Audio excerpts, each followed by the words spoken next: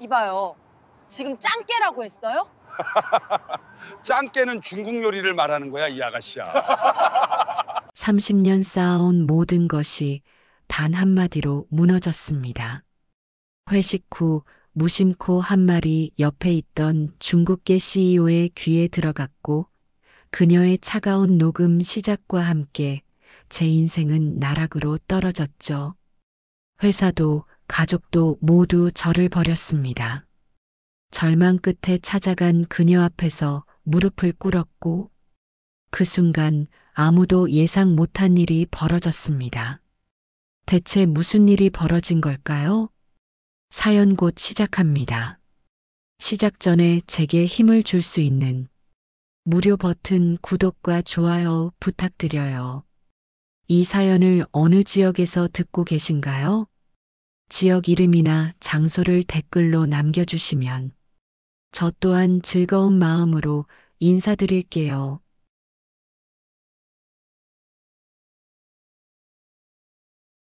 저는 한민우입니다. 올해 55이죠. 30년을 한 우물만 파온 건설회사에서 이제 상무라는 자리까지 올랐습니다. 오늘은 우리 팀이 수주한 대형 프로젝트의 계약이 성사된 날이었어요. 그래서 후배 직원들과 강남 뒷골목에 있는 단골 고깃집에서 회식을 했습니다. 고기 굽는 냄새와 소주잔 부딪히는 소리가 정겹더군요. 김 대리가 제 앞에 소주를 따르며 말했습니다. 상무님 덕분에 이번 프로젝트 따냈습니다. 정말 감사합니다. 저는 손사래를 치며 웃었어요. 아니야, 자네들이 잘해준 거지. 나는 뭐 한 것도 없어. 술이 몇 순배 돌고 나니 분위기가 한껏 무르익었습니다. 후배들은 제게 회사 선배로서의 조언을 구했어요.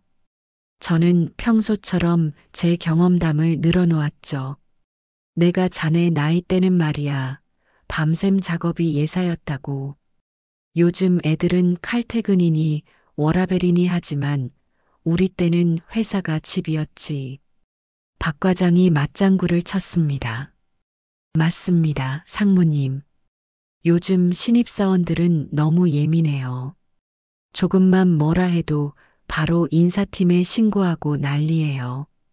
저는 고개를 끄덕이며 소주를 한 잔 더 비웠습니다. 그러게 말이야. 세상이 많이 변했어. 우리 때는 선배가 하라면 무조건 했는데 말이지. 시계를 보니 밤 10시가 넘었더군요. 슬슬 자리를 정리할 시간이었어요. 저는 계산을 마치고 후배들과 함께 밖으로 나왔습니다. 4월 밤 공기가 상쾌했어요. 술 기운에 기분이 좋았죠. 회사 건물로 걸어가는데 저 앞에서 누군가 나오는 게 보였습니다. 건물 입구의 환한 조명 아래 한 여성이 서 있었어요. 검은색 정장 차림에 노트북 가방을 맨 모습이었는데 뭔가 범상치 않은 분위기가 느껴졌습니다. 30대 후반쯤 돼 보이는 동양인 여성이었는데 차가우면서도 우아한 느낌이랄까요? 긴 생머리를 뒤로 넘기는 그 여성의 옆모습에서 묘한 카리스마가 풍겼어요. 김 대리가 제 옆에서 속삭였습니다. 저 여자 우리 건물 5층에 입주한 IT 회사 대표래요. 중국계 교포인데 엄청 똑똑하다던데요. 실리콘밸리에서 일하다가 한국 와서 창업했대요. 저는 무심코 그 여성을 한 번 더 쳐다봤습니다. 확실히 평범한 사람은 아니라는 느낌이 들었어요. 그 당당한 걸음걸이며 표정에서 자신감이 넘쳐 보였거든요. 하지만 그때까지만 해도 저는 그 여성과 제가 무슨 일이 생기리라곤 꿈에도 생각하지 못했습니다. 그저 같은 건물을 쓰는 다른 회사 사람일 뿐이라고 여겼죠. 그 여성이 무표정한 얼굴로 택시를 잡아 타는 모습을 보며 저는 후배들에게 말했어요. 야, 우리도 뭐 좀 먹고 집에 가자. 아직 배가 안 차네. 그렇게 저는 제 인생에서 가장 후회스러운 밤을 향해 한 걸음 한 걸음 다가가고 있었습니다. 우리는 건물 앞 인도를 걸었습니다. 밤 11시가 넘은 시각이었지만 강남 거리는 여전히 불야성이었어요. 술 기운에 기분이 좋았던 저는 후배들과 농담을 주고받으며 걸었죠. 김 대리가 물었습니다. 상무님, 뭐 드실래요? 근처에 국밥집도 있고 분식집도 있는데요. 박 과장이 끼어들었어요. 저는 라면 땡기는데요. 저는 웃으며 손을 저었습니다. 라면은 좀 그렇고 뭔가 얼큰한 거 없나?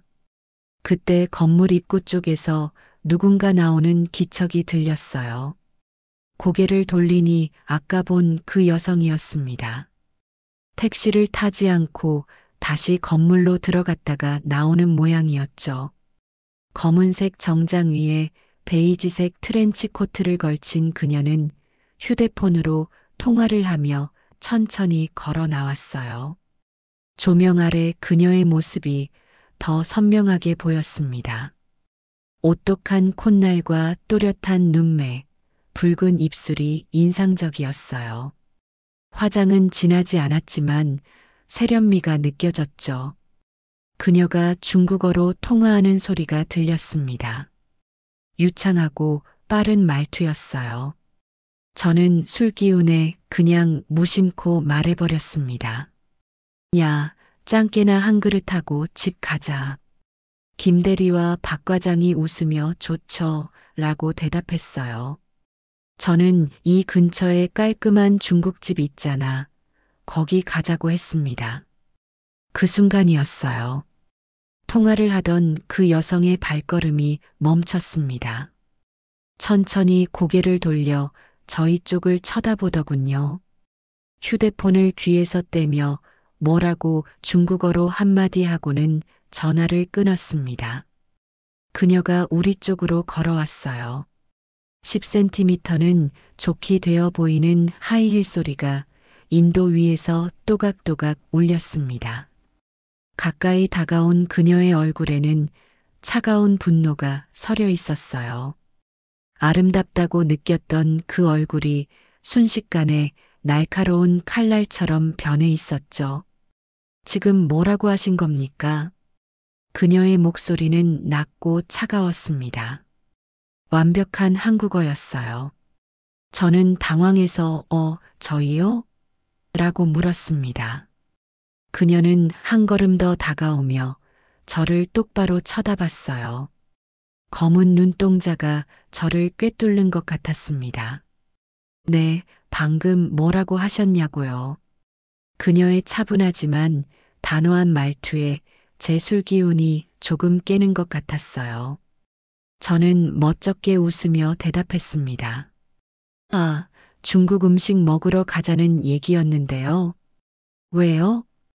그녀는 휴대폰을 꺼내 들었습니다. 가방에서 꺼낸 그 휴대폰은 최신형이었고 그녀의 매니큐어 칠한 손톱이 화면을 터치했어요. 녹음 앱을 켜는 것 같았습니다. 그때서야 뭔가 심상치 않다는 걸 느꼈죠. 이게 농담으로 들리세요? 그녀가 물었습니다. 제가 아까 하신 말씀을 정확히 다시 말씀해 보세요. 어떤 표현을 쓰셨죠? 저는 긴장하며 말했어요. 그냥 중국집 가자고 한 건데요.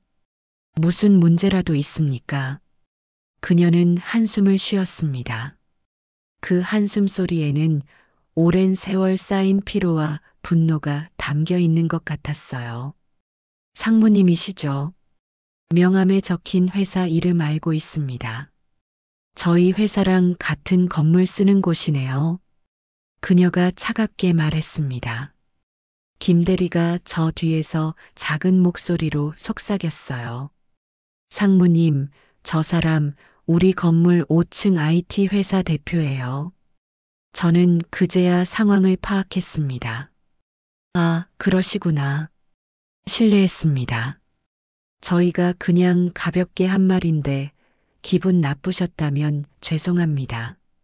그녀는 고개를 저었어요. 트렌치 코트 자락이 바람에 흔들렸습니다. 가볍게요?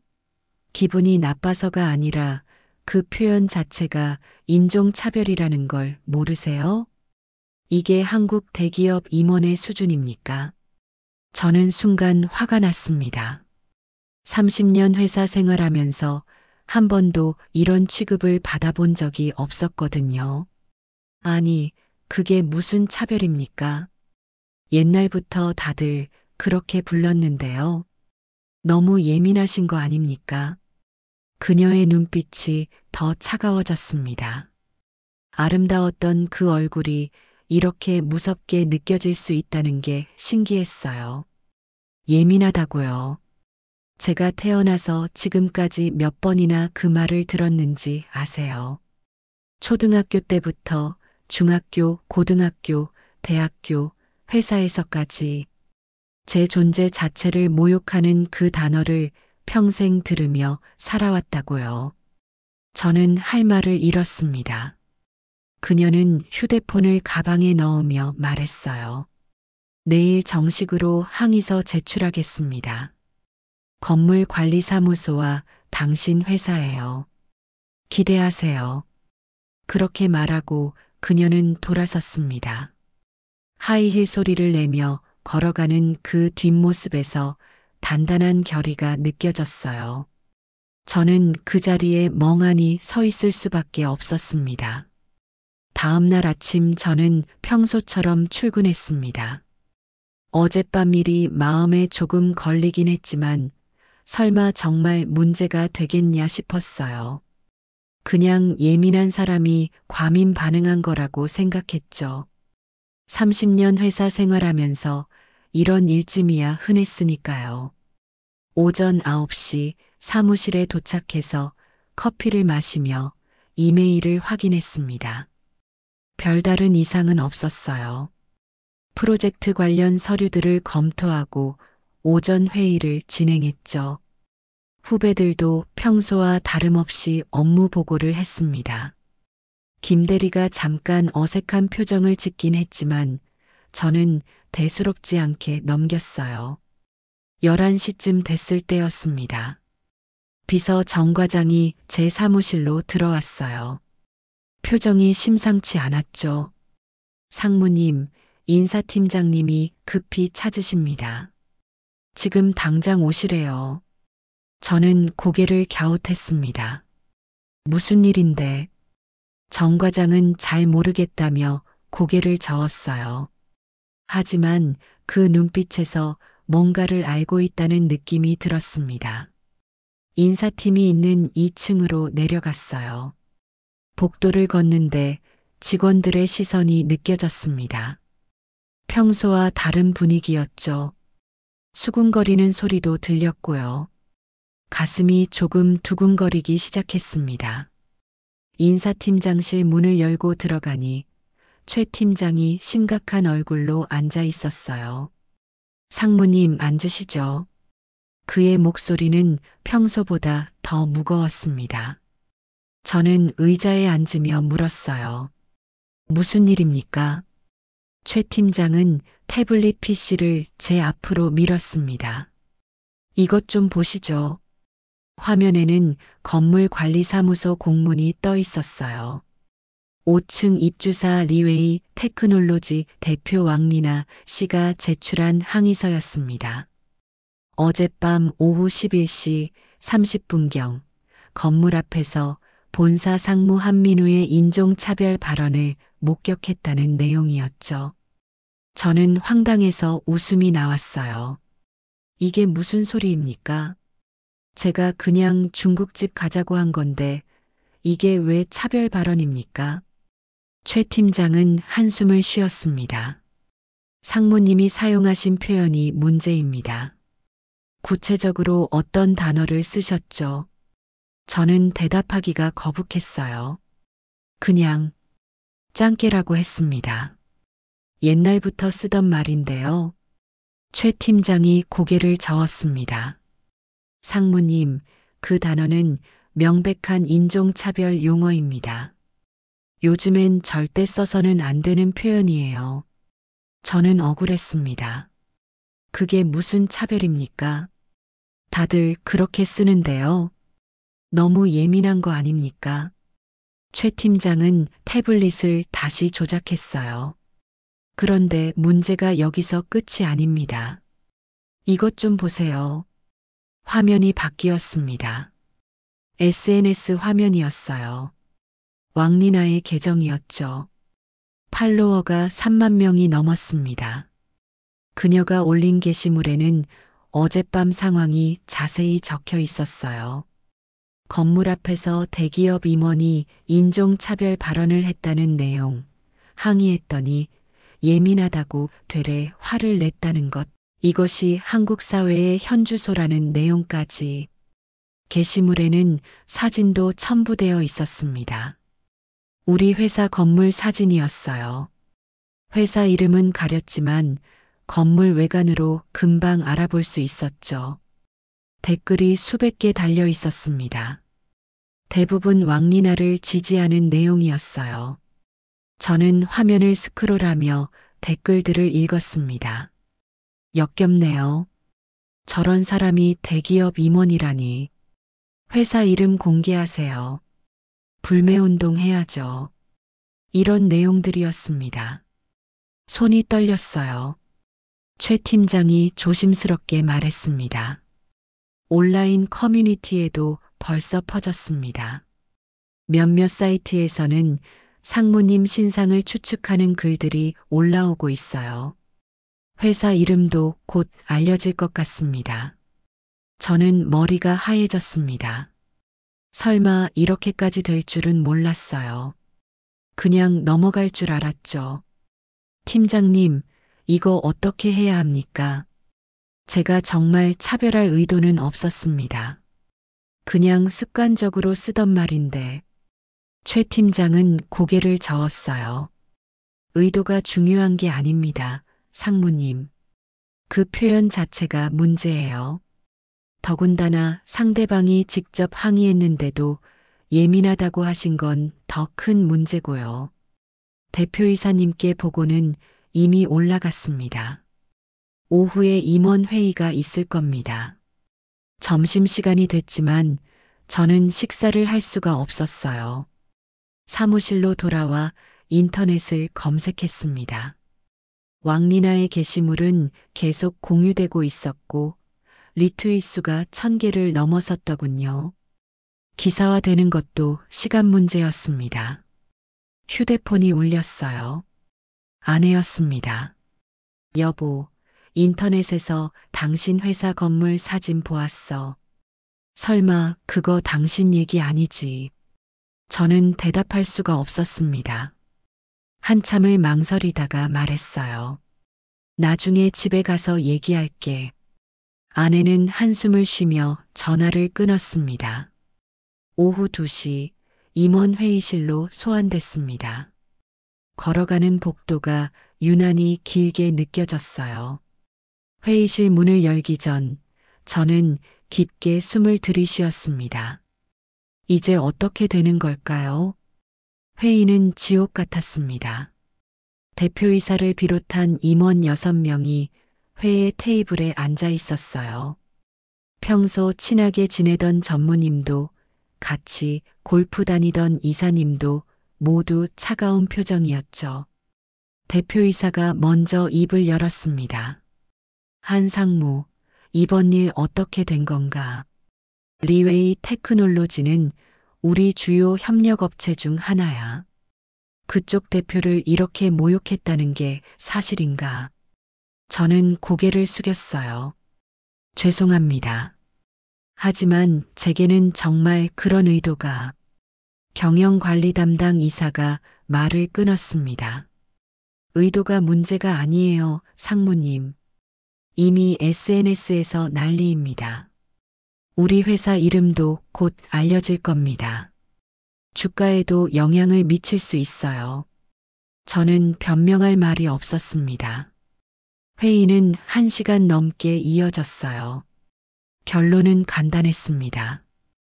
당분간 무급휴직을 하라는 것, 그리고 상황을 지켜보며 추후 조치를 결정하겠다는 것. 사실상 사직 권고나 다름없었죠. 30년을 바친 회사에서 이런 취급을 받을 줄은 꿈에도 몰랐습니다. 회의실을 나오는데 다리에 힘이 없었어요. 복도를 걷는 제 모습을 보는 직원들의 시선이 느껴졌습니다. 동정, 호기심, 경멸. 여러 감정이 섞인 눈빛들이었죠. 사무실로 돌아와 개인 물품을 정리했습니다. 30년 동안 쌓인 것들이 생각보다 많지 않더군요. 가족사진 액자, 공로패 몇 개, 명함꽂이. 그게 전부였어요. 김 대리가 조심스럽게 다가와 말했습니다. 상무님, 정말 죄송합니다. 제가 그때 말렸어야 했는데. 저는 손을 저었어요. 자네 잘못 아니야. 다 내 책임이지. 오후 5시 저는 회사를 나섰습니다. 평일 이른 시간에 집으로 가는 게 이렇게 처음이었어요. 지하철을 타고 가는데 사람들이 모두 휴대폰만 보고 있더군요. 혹시 저에 대한 글을 보고 있는 건 아닐까 괜한 생각이 들었습니다. 집에 도착했을 때는 6시였어요. 현관문을 열고 들어가니 거실이 조용했습니다. 평소 같으면 저녁 준비 소리가 났을 텐데 아무 소리도 들리지 않았죠. 여보, 나왔어. 제 목소리가 공허하게 울렸습니다. 안방에서 아내가 나왔어요. 표정이 딱딱했습니다. 오셨어요. 그 한마디뿐이었어요. 평소에 따뜻한 음성이 아니었죠. 저는 신발을 벗으며 조심스럽게 물었습니다. 저녁은 준비 안 했어. 아내가 차갑게 대답했어요. 당신 혼자 드세요. 저는 식욕 없어요. 거실 소파에 앉았는데 집 안 분위기가 얼음장 같았습니다. 아내는 안방으로 들어가 버렸고 아들 준호 방문은 굳게 닫혀 있었어요. 평소 같으면 게임하는 소리라도 들렸을 텐데 조용했습니다. 한참을 그렇게 앉아 있는데 현관문이 열렸어요. 대학생 아들 준호였습니다. 학교 끝나고 오는 시간이었죠. 아빠, 준호가 저를 보더니 인상을 찌푸렸습니다. 오늘 왜 이렇게 일찍 왔어요? 저는 대답하기가 머뭇거려졌어요. 그냥 일찍 퇴근했어. 준호는 가방을 던지듯 소파에 놓으며 말했습니다. 아빠, SNS에서 난리예요. 학교 단톡방에서 다들 얘기하던데 설마 그거 아빠 얘기 아니죠? 제 침묵이 대답이었나 봅니다. 준호의 얼굴이 일그러졌어요. 진짜예요? 아빠가 정말 그런 말을 했어요? 친구들이 다 알아요. 우리 학과에 중국 유학생들도 많은데 제가 어떻게 얼굴을 들고 다녀요? 미안하다, 준호야. 아빠가 실수했어. 저는 변명처럼 말했습니다. 하지만 준호는 고개를 저었어요. 실수요? 그게 실수로 나오는 말이에요? 아빠, 저희 이번 학기에 다문화 이해 교양 수업 듣는데 그런 표현이 얼마나 문제인지 배웠어요. 나는 옛날 사람이라 잘 몰랐어. 준호야. 제 목소리가 떨렸습니다. 준호는 한숨을 쉬며 자기 방으로 들어가더니 문을 닫았어요. 쾅 하는 소리가 크게 울렸습니다. 저는 소파에 주저앉았습니다. 머리가 지끈거렸어요. 그때 휴대폰이 울렸습니다. 딸 수진이었어요. 회사원인 수진은 결혼해서 따로 살고 있었죠. 아빠, 수진의 목소리는 차분했지만 단호했습니다. 수진아. 저는 힘없이 대답했어요. 수진이 물었습니다. 아빠, 인터넷에 도는 얘기 사실이에요? 정말 그런 말을 하셨어요? 저는 변명하려다가 그냥 인정했습니다. 그래, 아빠가 잘못했어. 수지는 한동안 말이 없었어요. 그러더니 한숨을 쉬며 말했습니다. 아빠, 저희 회사 이번 달에 다문화 감수성 교육 받았어요. 그런 표현이 왜 안 되는지, 얼마나 많은 사람들이 상처받는지 배웠다고요. 근데 우리 아빠가 그런 말을 하셨다니 실망이에요. 수진아, 아빠도 몰랐어. 저는 애원하듯 말했습니다. 하지만 수진의 목소리는 냉정했어요. 몰랐다고요? 아빠, 그게 변명이 돼요? 요즘 세상에 그런 표현 쓰면 안 된다는 거 모르는 사람이 어디 있어요? 회사에서도 계속 교육받잖아요. 저는 할 말을 잃었습니다. 수진이 말을 이었어요. 당분간 연락 안 할게요. 아빠가 진심으로 반성하는 모습 보일 때까지요. 그리고 전화를 끊어버렸습니다. 안방 문이 열리며 아내가 나왔어요. 저를 보는 아내의 눈빛에는 실망과 분노가 섞여 있었습니다. 당신 정말 그런 말을 했어요? 이 나이 먹도록 그런 표현이 문제라는 것도 몰랐어요? 저는 고개를 들 수가 없었습니다. 아내가 쓴웃음을 지으며 말했어요. 당신은 정말 변하지 않는군요. 맨날 집에 와서 요즘 애들은 예민하다, 세상이 이상하다 그러더니 이제 보니 문제는 당신이었네요. 여보, 내가 잘못했어. 저는 일어서서 아내에게 다가갔습니다. 하지만 아내는 손을 저으며 물러났어요. 30년을 같이 살았는데 당신이 이런 사람인 줄 오늘 처음 알았어요. 아내의 목소리에 눈물이 섞여 있었습니다. 저는 그 자리에 멈춰 섰어요. 아내는 다시 안방으로 들어가며 말했습니다. 오늘은 따로 주무세요. 그리고 문을 닫았습니다. 텅 빈 거실에 혼자 남았습니다.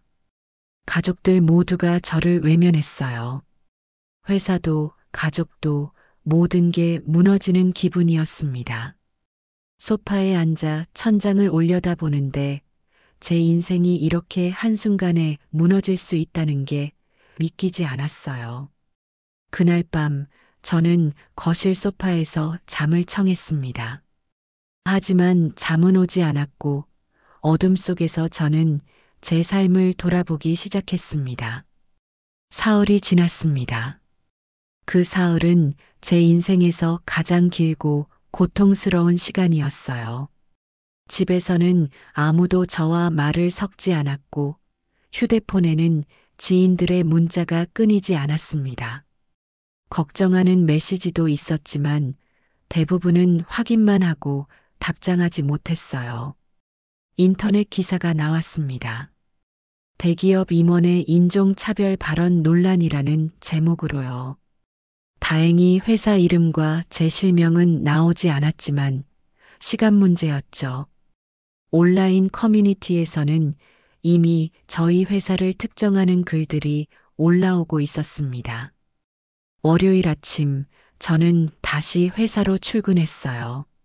아니, 출근이라고 할 수도 없었죠. 인사팀으로부터 오전 10시에 임원 회의실로 오라는 연락을 받았으니까요. 평소보다 1시간 늦은 시간이었습니다. 의도적으로 직원들과 마주치지 않게 배려한 것 같았어요. 회의실로 가는 복도는 유난히 고요했습니다. 제 구두 소리만 덩그러니 울렸죠. 회의실 문 앞에 섰을 때 저는 넥타이를 다시 한번 조였습니다. 손이 떨렸어요. 30년 회사 생활에서 이렇게 긴장해 본 적이 없었습니다. 문을 열고 들어가니 대표이사를 비롯해 전무, 상무 6명이 앉아 있었어요. 이번엔 지난번보다 더 많은 사람들이었습니다. 경영기획실장, 법무팀장, 홍보팀장까지 배석해 있었죠. 상황이 심각하다는 걸 직감했습니다. 앉으시게. 대표이사의 목소리는 차가웠어요. 평소 골프장에서 농담을 주고받던 그 온화한 목소리가 아니었습니다. 저는 회의 테이블 끝자리에 앉았어요. 모든 시선이 저를 향했습니다. 대표이사가 서류 뭉치를 제 앞으로 밀었습니다. 한상무, 이거 봤나? 리웨이 테크놀로지 측에서 온 공문일세. 저는 떨리는 손으로 서류를 집어들었어요. 협력계약 재검토 요청서라고 적혀 있었습니다. 서류를 읽는데 식은땀이 났어요. 왕리나의 회사는 우리와 연간 200억 원 규모의 계약을 맺고 있었습니다. AI 기반 건물 관리 시스템을 공급하는 업체였죠. 그런데 이번 사건으로 인해 계약 지속 여부를 재검토하겠다는 내용이었어요. 경영기획실장이 말했습니다. 상무님, 리웨이 테크놀로지는 우리 디지털 전환 프로젝트의 핵심 파트너입니다. 이 계약이 취소되면 프로젝트 전체가 중단될 수 있어요. 손실 규모는 계약 금액의 3배 이상이 될 겁니다. 저는 입술을 깨물었습니다. 법무팀장이 이어서 말했어요. 더 큰 문제는 이미지 손실입니다. ESG 경영을 강조하는 시대에 우리 임원의 차별 발언이 알려지면 주주총회에서도 문제가 될 겁니다. 홍보팀장이 노트북을 열었습니다. 화면을 회의실 빔 프로젝터로 띄웠어요.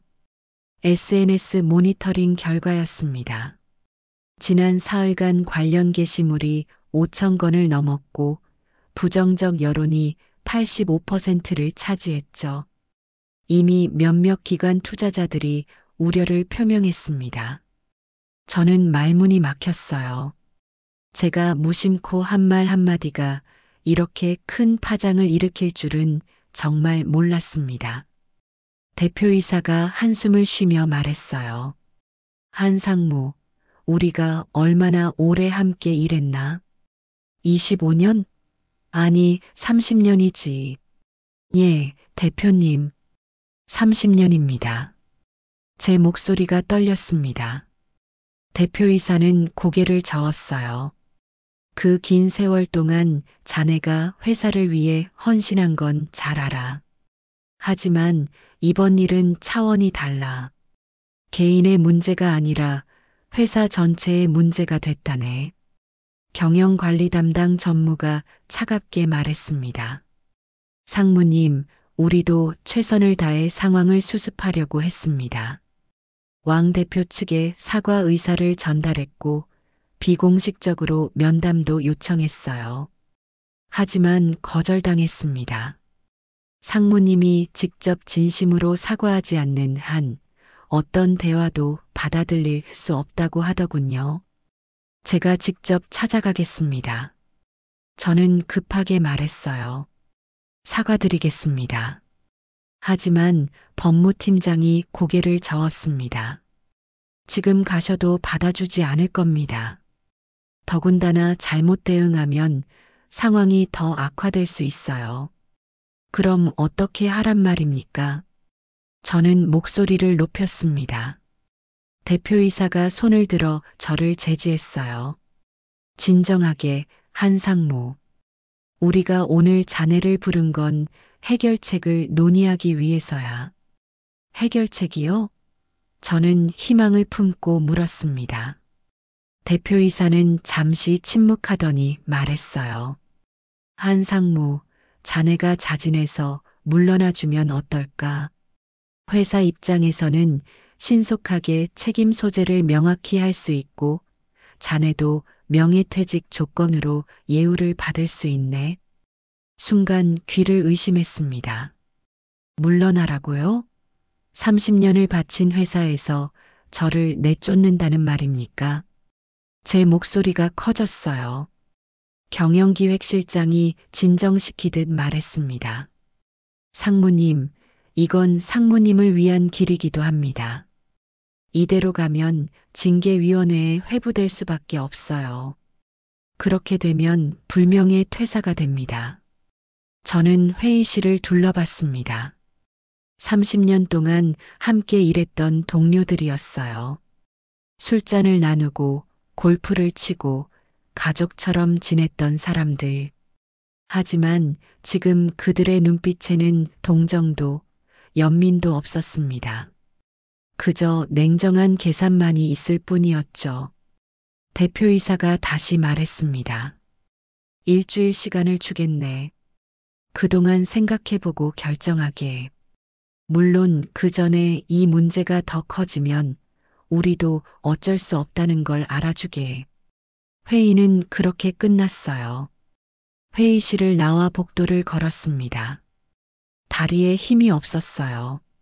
30대에 대리로 입사해서 50대에 상무가 됐죠.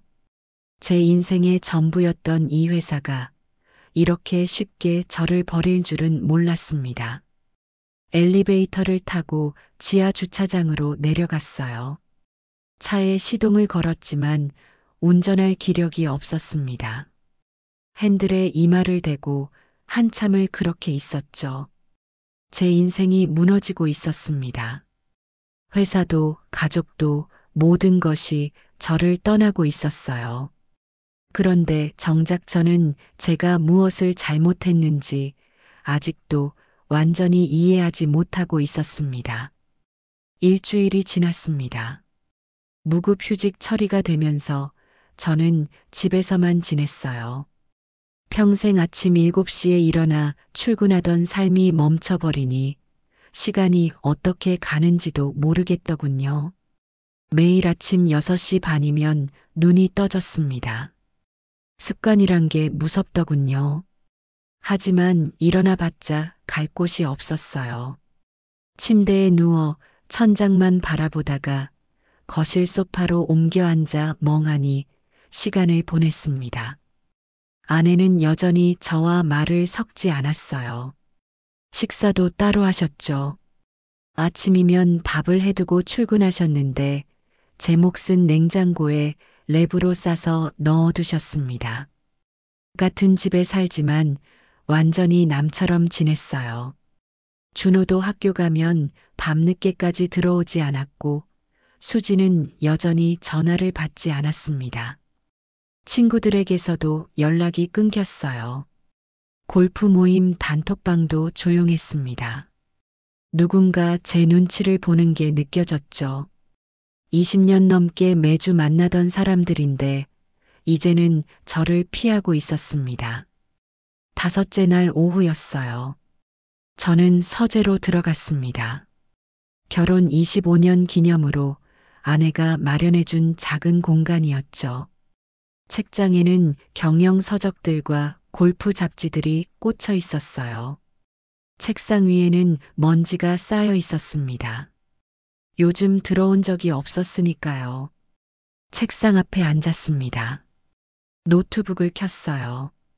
한동안 화면만 바라보다가 검색창에 글자를 쳐넣었습니다. 짱깨. 엔터를 누르는 손가락이 떨렸어요. 검색 결과가 쏟아졌습니다. 첫 페이지에 나온 것은 국립국어원 표준국어 대사전이었어요. 클릭했습니다. 화면에 빨간 글씨로 표시가 되어 있더군요. 비속어, 중국 사람을 낮잡아 이르는 말, 사용을 자제해야 할 표현. 저는 스크롤을 내렸습니다. 두 번째는 어느 칼럼이었어요. 제목이 눈에 들어왔습니다. 짱깨, 짱꼴라는 어떻게 만들어졌나? 기사를 읽기 시작했습니다. 그 표현이 일제강점기부터 사용되었다는 내용이었어요. 중국인 노동자들을 비하하며 만들어진 말이라고 했습니다. 중일 전쟁 시기 일본이 중국을 침략하면서 조선인들도 그 영향을 받아 중국인을 멸시하는 표현을 쓰기 시작했다고요. 가슴이 답답해졌습니다. 계속 검색했어요. 한국에 사는 중국계 사람들의 경험담이 나왔습니다. 어느 블로그 글이었죠. 중국계 한국인 26살 여성이 쓴 글이었어요. 제목은 저는 짱깨가 아닙니다였습니다. 글을 읽기 시작했는데 첫 문장부터 가슴을 찔렀어요. 초등학교 1학년 때 처음 그 말을 들었습니다. 쉬는 시간에 아이들이 저를 둘러싸고 외쳤어요. 짱깨, 짱깨, 너희 나라로 돌아가. 선생님께 말씀드렸지만 선생님은 그냥 장난이니까 참으라고 하셨습니다. 저는 읽다가 멈췄습니다. 손으로 얼굴을 감쪽습니다. 하지만 계속 읽어야 할 것 같았어요. 중학교 때는 더 심했습니다. 급식실에서 밥을 먹는데 한 남학생이 제 쟁반을 엎었어요. 짱깨는 짜장면이나 먹어 라고 하면서요. 그날 저는 화장실에 숨어서 울었습니다. 집에 와서 엄마에게 한국 이름으로 개명하고 싶다고 했어요. 엄마는 우시면서 미안하다고만 하셨죠. 글은 계속 이어졌습니다. 고등학교, 대학교, 직장에서 겪은 일들. 면접 때 면접관이 당신 중국인이에요? 우리 회사는 한국인만 뽑는데 라고 했다는 내용. 회사에서 동료가 농담처럼 야, 짱깨 음식 먹을래? 라고 했다는 이야기. 그리고 마지막 문단이었습니다. 저는 한국에서 태어났습니다. 한국말이 모국어고 한국 문화 속에서 자랐어요. 하지만 평생 저는 이방인 취급을 받았습니다. 그 한 단어 때문에요. 제 존재 자체를 부정당하는 기분이었습니다. 부모님이 중국에서 오셨다는 이유만으로 저는 평생 짱깨로 불려야 했습니다. 저는 노트북 화면에서 눈을 뗄 수가 없었어요. 가슴이 먹먹했습니다. 댓글을 읽었습니다. 수백 개의 댓글이 달려 있었어요. 대부분 공감과 위로였습니다. 저도 비슷한 경험했어요. 저는 한국계 미국인인데 미국에서 칭크라고 불릴 때마다 존재가 부정당하는 기분이에요. 또 다른 글을 검색했습니다. 어느 대학 교수가 쓴 칼럼이었어요. 언어폭력과 인종차별이라는 제목이었죠. 교수는 이렇게 썼습니다. 많은 사람들이 악의 없이 차별적 표현을 사용합니다. 그들은 그저 습관적으로 농담처럼 그 말을 합니다. 하지만 듣는 사람에게는 폭력입니다. 저는 의자에 깊이 앉았습니다. 제가 그랬구나. 악의 없이 습관적으로 농담처럼 그렇게 누군가를 평생 상처 입혀왔구나. 유튜브를 검색했어요. 중국계 한국인들의 인터뷰 영상이 나왔습니다. 한 영상을 클릭했어요. 30대 남성이 나와서 이야기하고 있었습니다. 카메라를 똑바로 보며 담담하게 말하더군요. 사람들은 제게 너무 예민하다고 해요. 그냥 농담인데 왜 그러냐고요. 하지만 상처받는 사람이 예민한 게 아닙니다. 상처 주는 말을 하고도 문제의식을 느끼지 못하는 게 문제죠. 그 말이 제 가슴을 찔렀습니다. 왕리나에게 제가 했던 말이 떠올랐어요. 너무 예민하신 거 아닙니까? 저는 그렇게 말했었죠. 영상 속 남성이 계속 말했습니다. 저는 한국을 사랑합니다. 여기서 태어났고 여기가 제 나라예요. 하지만 한국 사회는 저를 받아들이지 않아요. 피부색이 다르다는 이유로, 부모님 출신이 다르다는 이유로 저는 평생 이방인입니다.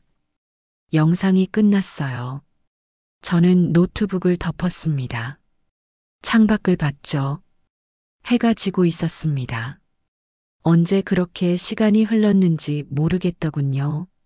서재 책장에 놓인 가족 사진이 눈에 들어왔습니다. 10년 전 제주도 여행 갔을 때 찍은 사진이었어요.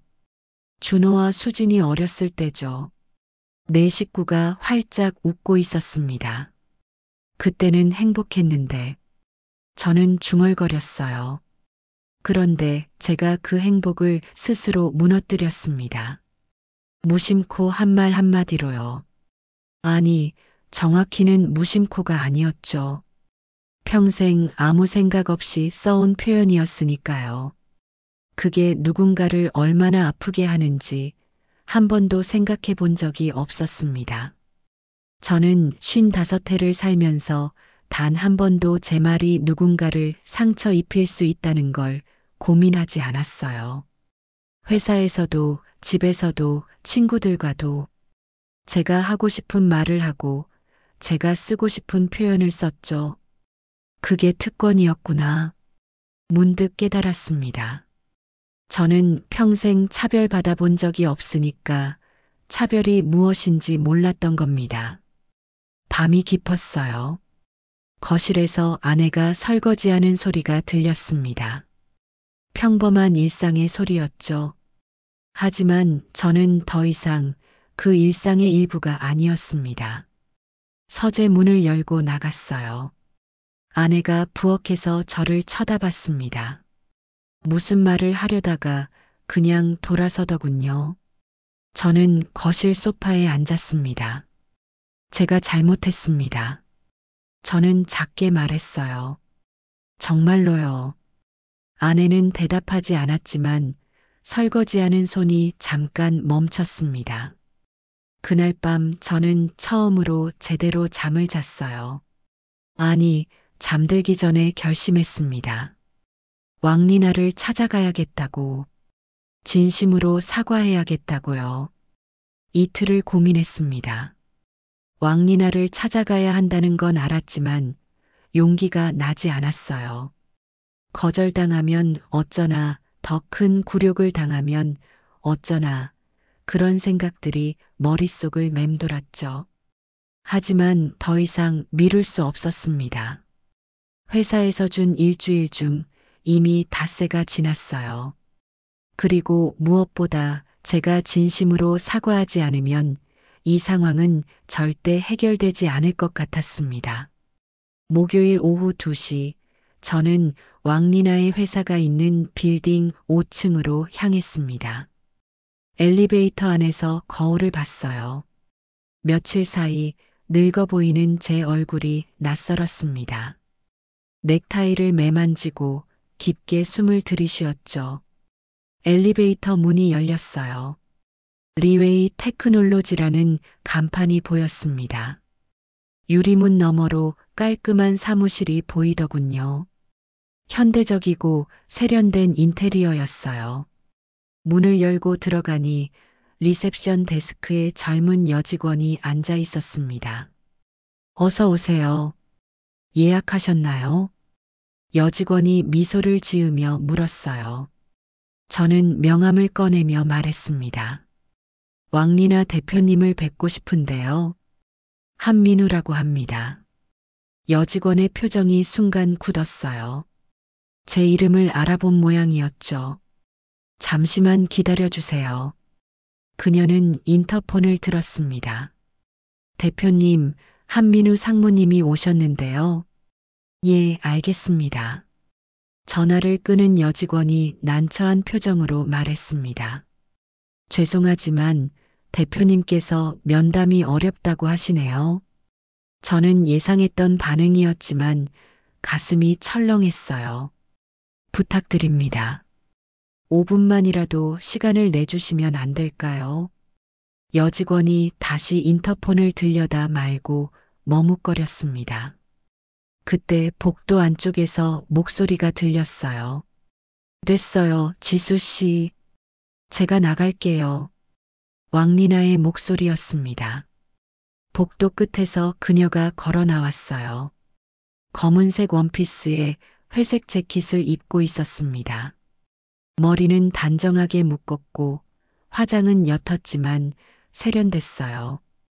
하이힐 소리를 내며 다가오는 그녀를 보니 일주일 전 밤거리에서 봤던 그 차갑고 단호한 모습이 떠올랐습니다. 무슨 일로 오셨나요? 왕리나가 서너 미터 떨어진 곳에 멈춰서서 물었어요. 목소리는 차분했지만 냉랭했습니다. 팔짱을 낀 자세에서 거부감이 느껴졌죠. 저는 한 걸음 다가가려다 멈췄습니다. 사과하러 왔습니다. 제가 한 말과 행동에 대해 진심으로 사과드리고 싶어서요. 왕리나는 미동도 하지 않았어요. 그저 저를 차갑게 바라볼 뿐이었습니다. 이제 와서 사과요. 회사에서 시켜서 오신 건가요? 그녀의 말이 날카로웠어요. 저는 고개를 저었습니다. 아닙니다. 제 뜻으로 왔습니다. 회사는 아무것도 모릅니다. 그녀는 비웃음을 지었어요. 그 표정이 아름다우면서도 냉혹했습니다. 상무님, 저는 바쁜 사람입니다. 형식적인 사과를 들으러 시간 낼 만큼 한가하지 않아요. 형식이 아닙니다. 저는 간절하게 말했어요. 정말로 제가 잘못했다는 걸 알았습니다. 진심으로 사과드리고 싶습니다. 왕리나는 여전히 차갑게 서 있었죠. 저는 주변을 둘러봤습니다. 직원들이 저희를 쳐다보고 있었어요. 하지만 상관없었습니다. 저는 천천히 무릎을 꿇었어요. 상무님, 뭐 하시는 겁니까? 왕리나의 목소리에 처음으로 당황한 기색이 섞였습니다. 주변에서 직원들이 웅성거리는 소리가 들렸죠. 하지만 저는 그대로 무릎을 꿇은 채 고개를 숙였습니다.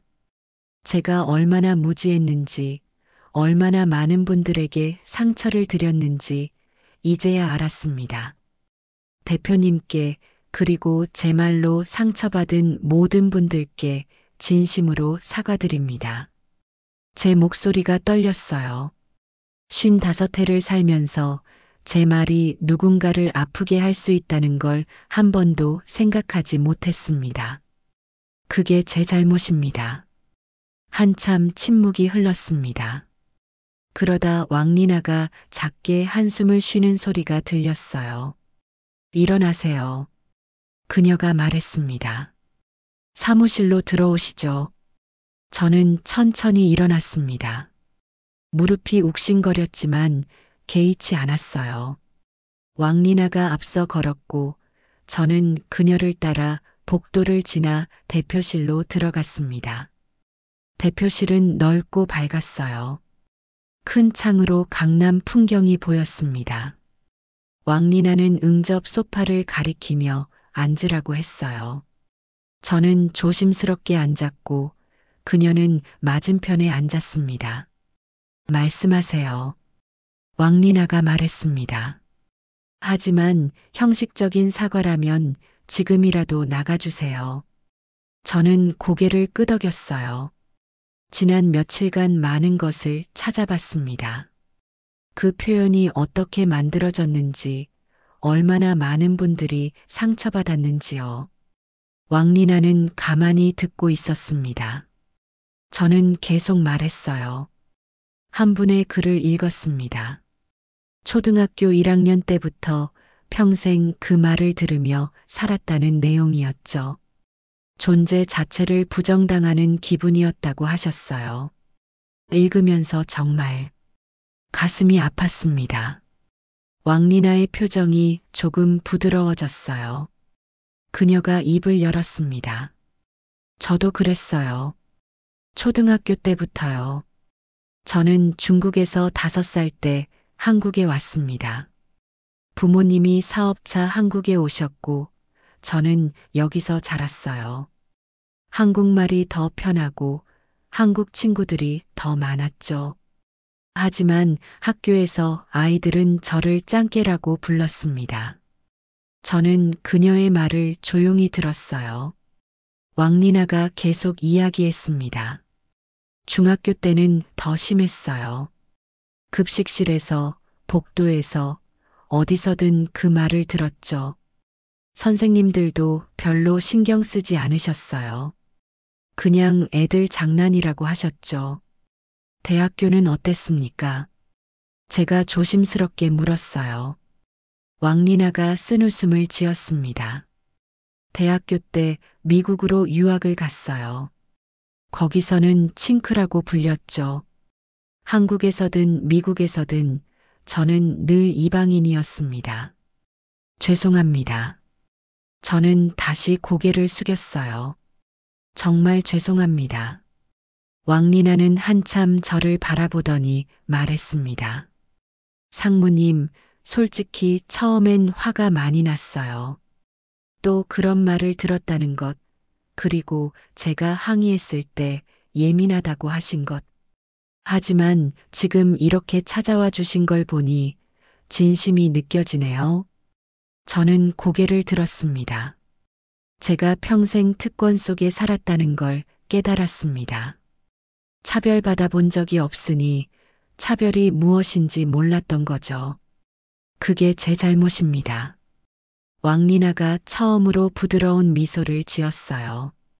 그 미소가 그녀를 더욱 우아하게 만들었습니다. 깨달으셨다니 다행입니다. 변화는 언제든 가능하니까요. 두 사람은 1시간 넘게 이야기를 나눴습니다. 그녀의 삶에 대해, 제 무지에 대해, 그리고 우리 사회에 대해서요. 대표실을 나올 때 저는 완전히 다른 사람이 된 기분이었습니다. 석 달이 흘렀습니다. 계절이 여름으로 바뀌었고 제 인생도 완전히 달라져 있었어요. 회사는 결국 그만뒀습니다. 왕리나와의 대화 이후 저는 대표이사를 찾아가 사직서를 냈어요. 30년간 몸담았던 회사를 떠나는 건 쉽지 않았지만 그게 맞는 길이라고 생각했습니다. 명예퇴직 조건으로 정리됐죠. 처음엔 막막했습니다. 55에 새로 시작한다는 게 두렵기도 했어요. 하지만 왕리나가 연결해준 다문화 인권단체에서 제안이 왔습니다. 제 경험을 나눠달라는 거였죠. 기업체를 대상으로 다문화 감수성 교육을 해보지 않겠냐고요. 오늘은 제가 강사로 나선 지 10번째 되는 날입니다. 강남에 있는 한 중견기업 회의실에 섰어요. 50여 명의 임원과 팀장들이 앉아 있었습니다. 예전에 저와 비슷한 나이대, 비슷한 위치에 있는 사람들이었죠. 안녕하십니까? 저는 한민우입니다. 저는 마이크를 잡고 말했어요. 오늘 여러분께 제 이야기를 들려드리려고 합니다. 부끄럽고 창피한 이야기지만 꼭 나눠야 할 이야기입니다. 화면에 제 사진이 떴어요. 석 달 전 신문 기사에 실렸던 사진이었습니다. 저는 무심코 한 말 한마디로 모든 걸 잃을 뻔했습니다. 30년 쌓아온 경력도, 가족도, 명예도요. 그때 제 나이 55이었습니다. 청중들의 표정이 진지해졌어요.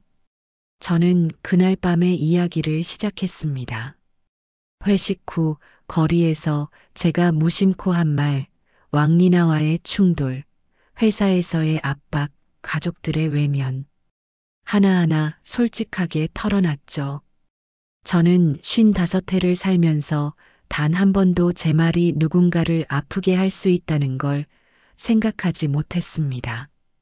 제 목소리가 회의실에 울렸어요.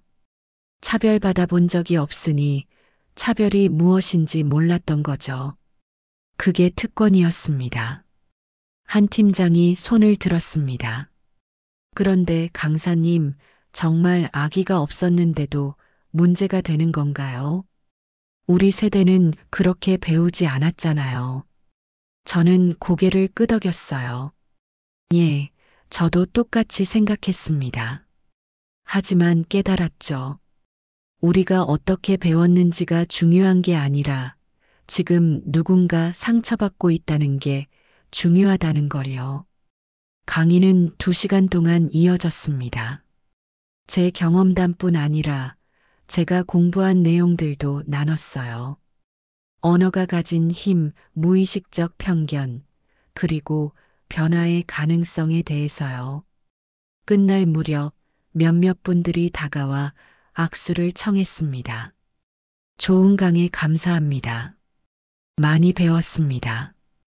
회사를 나와 지하철을 탔어요. 집으로 가는 길이었습니다. 예전엔 회사 차량을 타고 다녔지만 이제는 지하철이 익숙했죠. 오히려 편했습니다. 사람들 사이에 섞여 있으니 제가 평범한 사람이 된 것 같았어요. 집에 도착하니 오후 5시였습니다. 현관문을 열고 들어가니 부엌에서 좋은 냄새가 났어요. 여보, 나왔어. 제가 말했습니다. 아내가 부엌에서 나왔어요. 미소를 지으며요. 오셨어요. 오늘 강의 어땠어요? 좋았어. 사람들이 진지하게 들어주더라고. 저는 신발을 벗으며 대답했습니다. 석 달 전과는 완전히 다른 풍경이었어요. 아내는 이제 저와 다시 대화를 나눴고 저녁도 함께 먹었습니다. 준호 방문이 열렸어요. 아빠 왔어요.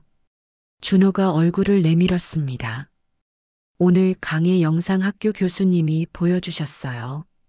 제 친구들도 봤고요. 저는 놀라서 물었어요. 정말? 준호가 웃으며 말했습니다. 자랑스러웠어요, 아빠. 솔직하게 잘못 인정하시는 거 보고 친구들도 감동했대요. 가슴이 뭉클했습니다. 석 달 전만 해도 절 외면하던 아들이었는데요. 고맙다, 준호야. 저는 말했어요. 준호는 다시 방으로 들어가며 말했습니다. 아빠, 다음 주 학교 축제 오실 거죠? 꼭 오세요. 저녁 식탁에 앉았습니다. 아내가 준비한 음식이 정성스럽게 차려져 있었어요. 된장찌개, 생선구이, 나물 반찬들. 평범한 저녁이었지만 제게는 이보다 소중한 게 없었습니다. 식사 중에 휴대폰이 울렸어요. 문자 메시지였습니다. 왕리나였어요. 한상무님, 오늘 강의 영상 봤습니다. 우리 회사 직원들과 함께 봤어요. 모두 감동했습니다. 변화는 언제든 가능하다는 걸 보여주셔서 감사합니다. 저는 답장을 보냈습니다. 대표님 덕분입니다. 대표님이 제게 기회를 주셨으니까요. 정말 감사드립니다. 왕리나가 바로 답장을 보냈어요. 다음 주에 시간 되시면 점심 함께 할까요? 우리 회사 직원들 교육도 부탁드리고 싶어서요. 기쁜 마음으로 답장했습니다. 물론이죠. 연락 주세요. 휴대폰을 내려놓으니 아내가 미소 지으며 물었어요. 왕 대표님이세요? 저는 고개를 끄덕였습니다. 다음 주에 만나기로 했어. 식사를 마치고 거실 소파에 앉았어요. 창밖으로 석양이 보였습니다.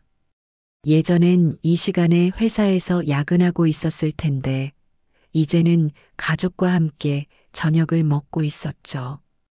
현관문이 열렸습니다. 수진이었어요. 딸이 퇴근하고 들른 모양이었습니다. 엄마, 아빠. 수진이 밝게 인사했어요. 석 달 만에 처음 집에 온 거였죠. 수진아. 저는 일어섰습니다. 수진이 제게 다가와 안겼어요. 아빠, 오늘 강의 영상 회사에서 봤어요. 우리 팀 전체가 교육 시간에 봤는데 다들 울었어요. 저도 울었고요. 수진의 목소리가 떨렸습니다. 저도 눈시울이 뜨거워졌어요. 미안하다, 수진아. 아빠가 늦게 깨달아서. 수진이 고개를 저었습니다. 아니에요, 아빠. 깨달으신 게 중요한 거예요. 변화하시는 모습 보고 정말 자랑스러웠어요.